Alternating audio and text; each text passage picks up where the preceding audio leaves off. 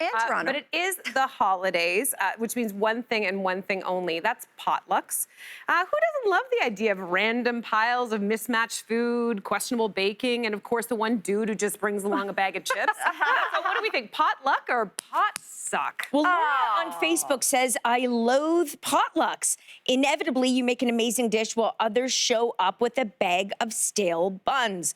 Laura, I love potlucks. I think they're fantastic. A lot of people complain about people bringing like their... You guys look like your faces. I just have... Sorry, ladies. No, it's because I think Laura is missing a great opportunity there. I think that she needs... I would tweak Laura's perspective. Because of the chips? If you're the person who makes something glorious and everybody else makes something sucky, you're the star, Laura. Yeah, that's an excellent point. You get to stand out. You are the end-all and be-all of the party. You saved it. So why wouldn't you want that glory? Stand up on your pedestal and, like, wave it around. I like how you did that. But I like potlucks because people inevitably bring recipes that have been in their families for maybe a couple generations. And it's like those weird jellos with maybe marshmallow in it, or like weird potato casseroles. Like that Jello with I love marshmallow? that You stuff. do that? Mixing it all up on one plate, you get to try flavors you'll probably never have again. I love it so much. I love potluck. This is the one thing during the pandemic that I am not sad that has disappeared, and that is the potluck. Yes. Why? And it's not, I don't want to poo-poo it. I think it's a lovely idea in principle, but in a Filipino family, P.S., that's all we do is potlucks, right? Like, that's just the way everyone built. But my mom and her sisters have a shorthand, so they all know who's going to do what.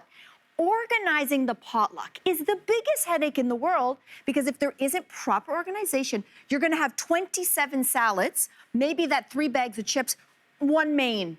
And so the person who has to organize it, there is a lot of work on your part. And then there's the politics. But tell me about the work. Isn't it just making up a list and like 5 mains, 5 salads, 5 this, 5 that? Yes, but then it's like, oh, I have the main dish. No, and then now it's the 6th person. I'm sorry, Sally and Johnny and Tom, they're already doing it. It's not everyone's, let's just face it, like, I agree. It's like New Year's resolutions and like nude beaches. It's great in theory and exciting, but it's not good in practice. And they always end up being disappointing. Unless you only know really good cooks, you're gonna end up with a mishmash. And salads in particular, you mentioned that there's always too many of them, and they're always kind of crappy. They're kind of crappy. And Just at my mom's. Where else do you go to a place and you have like a bit of sushi and a bit of like curry and a bit of like the Jello pie and then a cupcake, and that's a terrible, terrible mix of food. There's no you always end up cohesion. feeling crappy after. That's my favorite. Yeah. Because Jess and I, you know, we had this gathering, Jess and I, like a few years ago, and we were in the mood for everything. So we ordered pizza, then we ordered Thai food, then we ordered poutine.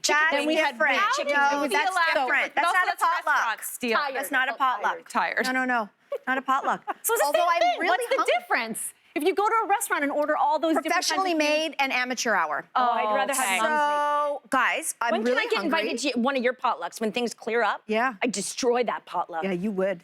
You would.